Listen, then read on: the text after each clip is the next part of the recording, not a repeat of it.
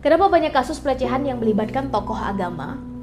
Ya, di negeri kita yang mayoritas muslim, tentu kita rutin mendengar berita pelecehan seksual yang melibatkan tokoh-tokoh agama Islam. Namun tahukah kita, di negara lain yang mayoritas non-muslim pun demikian.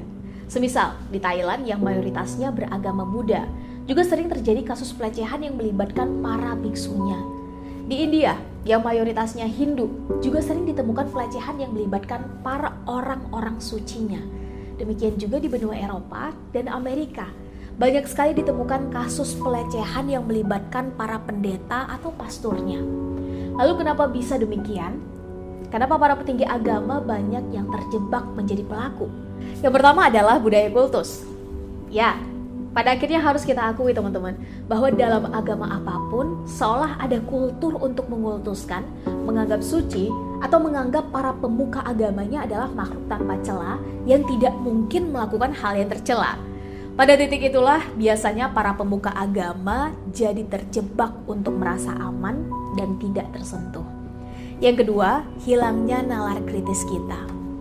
Ya, ketika kita berhadapan dengan orang yang dianggap sebagai tokoh agama, biasanya kita punya kecenderungan untuk mengagumi, tidak enakan, tidak lagi mengaktifkan nalar kritis kita.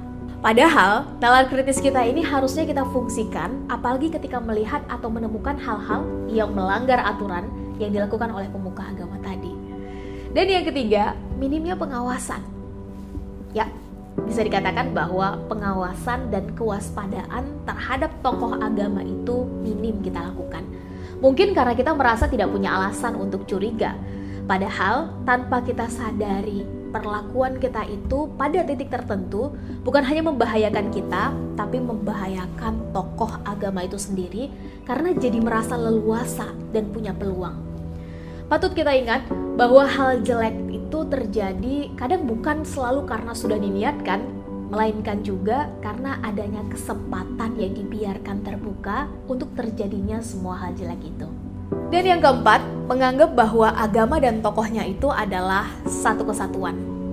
Ya, tanpa kita sadari, banyak di antara kita selama ini yang tidak bisa memisahkan mana agama dan mana tokohnya. Hanya karena seseorang yang berhadapan dengan kita itu adalah tokoh agama, bukan berarti setiap perkataan dan tindak tanduknya adalah bagian, perwujudan, serta akan selalu sesuai dengan agamanya juga. Antara agama, penganut agama, dan tokoh agama tentu adalah hal yang berbeda. Semoga berbagai kasus pelecehan dan kejahatan apapun yang melibatkan tokoh agama tidak akan terjadi lagi. Jangan sampai agama yang agung dan mulia itu terkotori atau dikotori oleh mereka-mereka yang dianggap sebagai tokohnya. Amin.